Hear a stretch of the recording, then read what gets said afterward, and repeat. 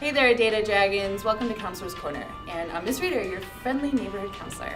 Thanks for watching today. Today's focus will be about senior information.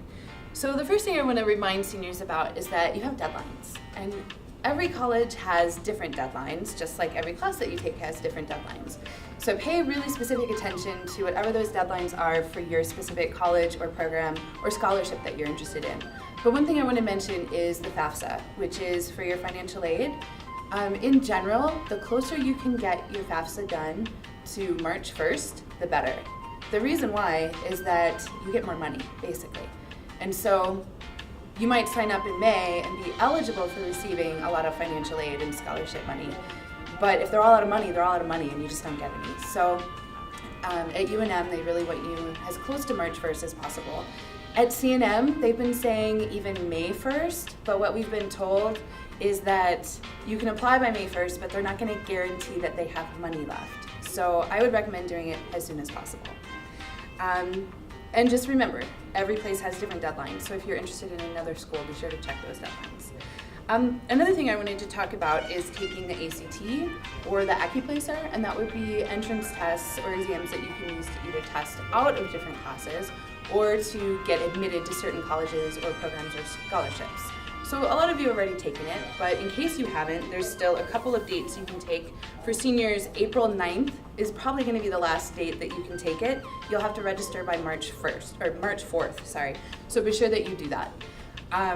If you have trouble paying for it, let me know. I have a handful of waivers left that I could help you with. If you're planning on going to CNM or another school that uses AccuPlacer, then let me know because I can do that test for free and I can do it after school on every short Wednesday.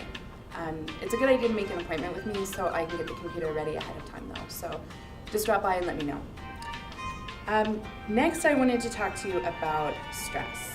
So sometimes what happens is there's this thing, seniors get it, sometimes before spring break, definitely by spring break it starts happening.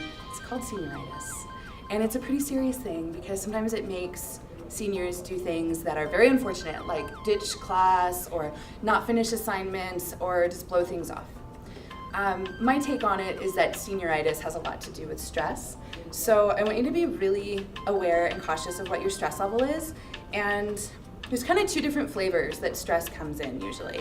One is you freak out, you start panicking, you get really anxious, worry about everything, and get super crabby. So a lot of people fall into that category. But then there's another category where people tend to avoid things and completely avoid it. So what I want you guys to try to do is find some balance with things. Stay on top of things for sure, but when you have a lot of projects or a lot of assignments or a lot of deadlines, people are asking you questions like, what are you going to do with yourself after high school and things like that, can be really stressful. So try to break it down into small steps. One thing that I use as a technique is I choose 3 things every day that I have to get done. I have a ton of stuff that I have to do, but today I have 3 things. These, no matter what, I'm going to do these 3 things. I'm going to make this movie with Mr. Gonzalez. I'm going to give the PSAT scores to teachers, and I'm going to do yoga.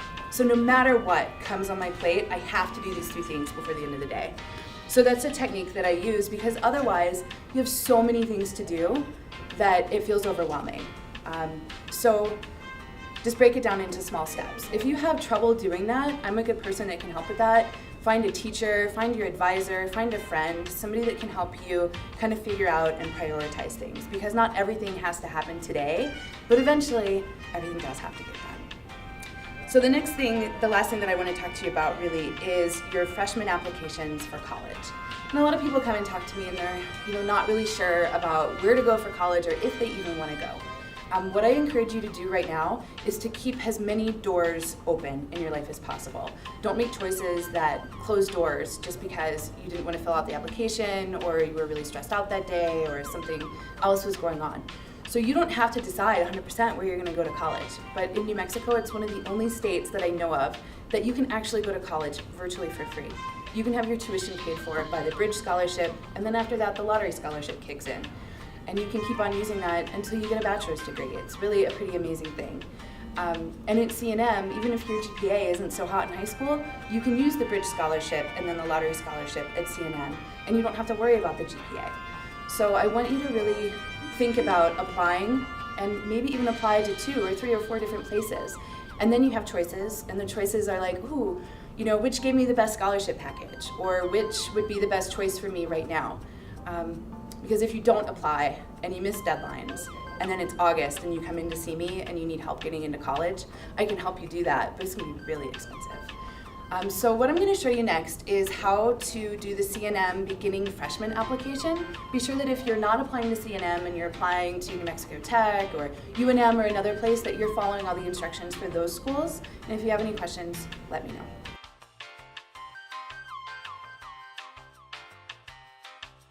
First, what you want to do is go to cnm.edu. After that, come over to where it says registration and scroll down to where it says readmissions.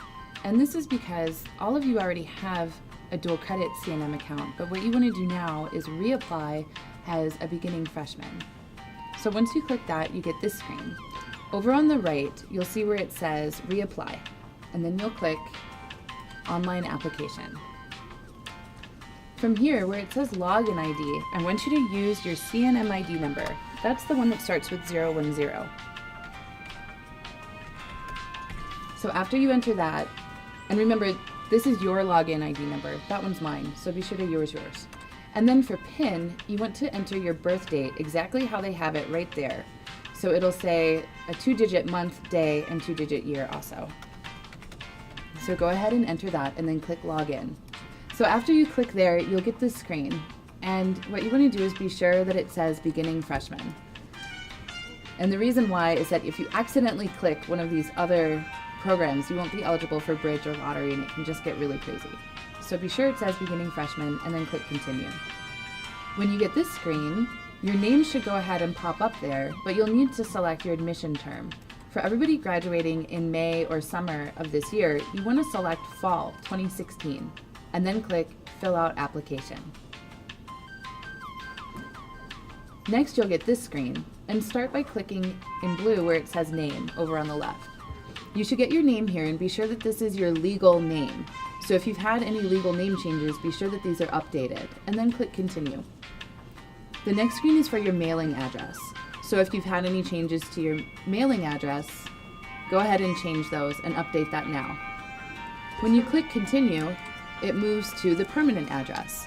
So it's a little different in college. You'll actually have to enter 2 different addresses. The reason why is that your permanent address might be your mom's house or your grandma's house, but your mailing address might be the place that you receive your mail, maybe a P.O. box or your dorm room or something like that. So after you update this, go ahead and double check that the county right here is filled in. If you live in Albuquerque, it should say Bernalillo, and then click continue. Next, you'll get this screen for residency information, and you're going to answer all these questions. And don't let them overwhelm you. They're actually pretty simple. Have you lived in New Mexico the last 12 months? Are you a registered voter? So go ahead and answer these questions with your honest answers. And they'll ask about driver's license, or if you have a driver's license for another state. They're really just wanting to know if you are, in fact, a resident of New Mexico. So you go ahead and answer all these questions. And then you get to the last one. Okay, New Mexico is my home and I'm not a resident of any other state. That's an important one. Go ahead and answer all these. And then what you'll do is click continue. Now don't just go through and answer yes on all of them. Answer them honestly. Next, you'll get this screen and you'll have to double check and make sure all your information is accurate. It should be, because it's the same that you had filled out before. Next, you'll choose a planned course of study. If you know what you want to choose already, maybe anthropology or something, go ahead and choose it.